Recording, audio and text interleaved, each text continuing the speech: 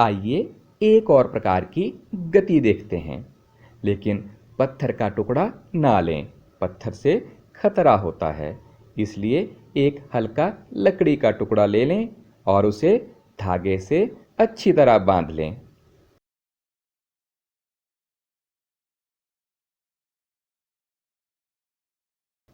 अब अपने हाथ में लेकर इसे तेजी से घुमाइए और लकड़ी के टुकड़े की गति को ध्यान से देखिए। आप देखते हैं लकड़ी का टुकड़ा गोल पथ पर गति कर रहा है। इस मोशन में लकड़ी के टुकड़े की आपके हाथ से समान दूरी रहती है। इस प्रकार की गति को वर्तुल गति कहते हैं।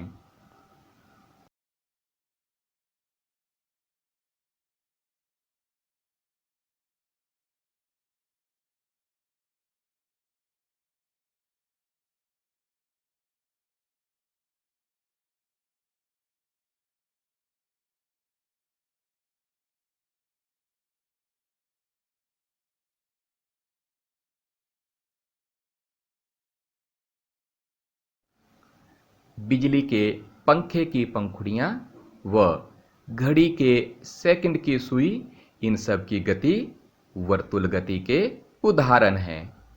बिजली का पंखा व घड़ी की सुइयाँ एक स्थान से दूसरे स्थान तक गति नहीं कर रहे हैं, परंतु घूर्णन कर रही हैं, घूम रही हैं। घूर्णन करते वक्त पंखुड़ियाँ या सुई पर लगा निशान केंद्र से समान दूरी पर स्थित रहता है।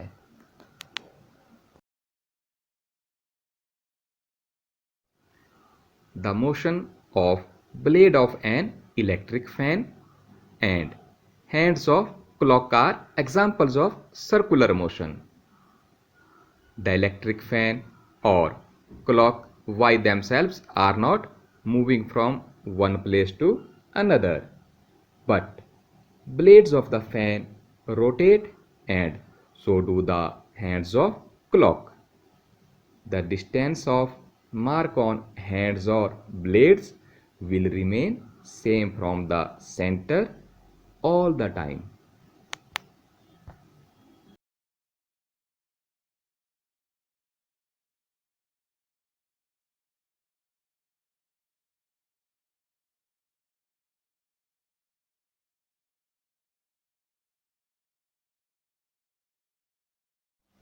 ये एक लोलक है, यानी पेंडुलम है, और मनोरंजन करने के साथ साथ यह आवर्ती गति पीरियोडिक मोशन को भी दर्शाता है।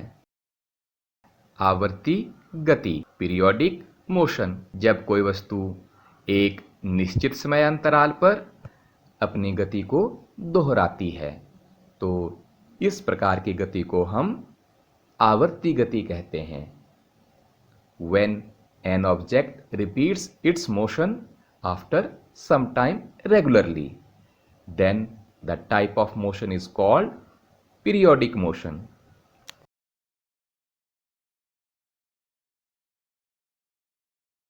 किसी लोलक की गति, वृक्ष की शाखाओं का इधर उधर लहराना, झूला झूलते बच्चे की गति, सितार की डोरियों की गति, बजते समय ढोल के पृष्ठों की गति, ये सभी आवर्ती गति के उदाहरण हैं। Motion of A pendulum, branch of a tree moving to and fro, motion of a child on a swing, strings of a guitar or the surface of drums being played, all these are the examples of periodic motion.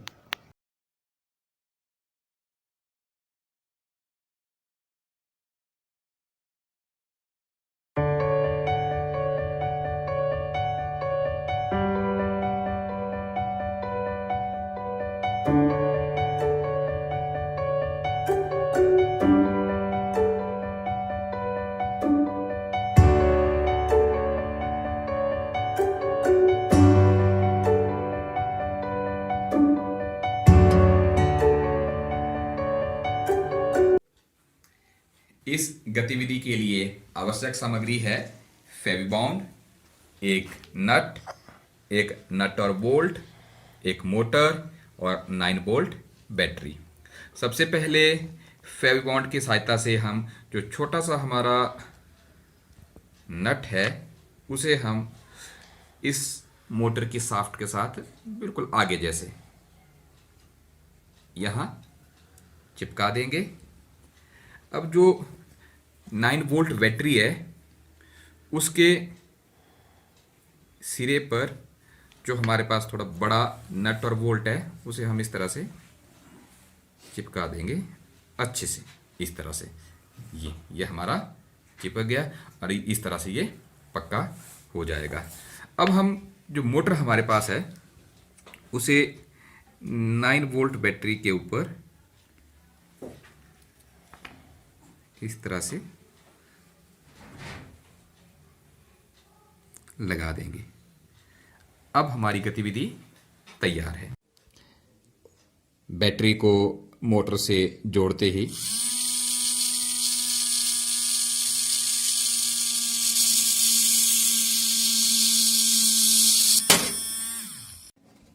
अब terminal बदलकर देखें।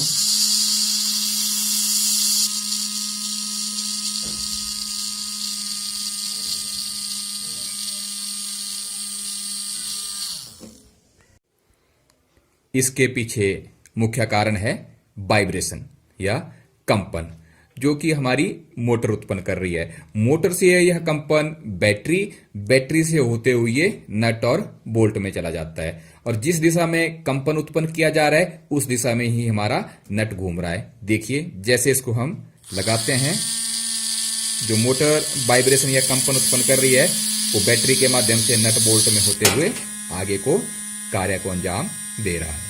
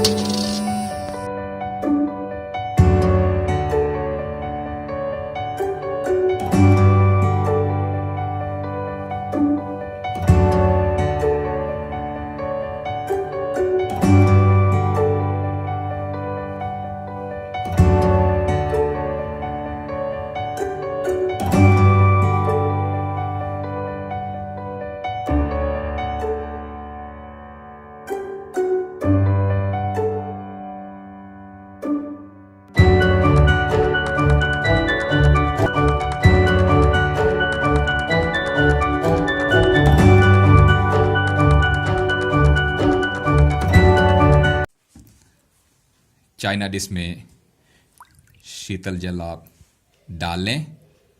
ये ठंडे पानी से हमने China dish को भर लिया है। अब इसके अंदर सरसों का तेल ड्रॉपर की सहायता से ये मैंने सरसों का तेल डाल लिया है। तेल हल्का होता है, इस कारण यह पानी पर तैर रहा है। अब ड्रॉपर की सहायता से ब्लू इंक, छोटी छोटी बूंदें ये डाल ली हमने, जो इसका रास्ता हमें दिखाएंगी। अब उसी डीसी मोटर को जो हमने प्रयोग किया था ये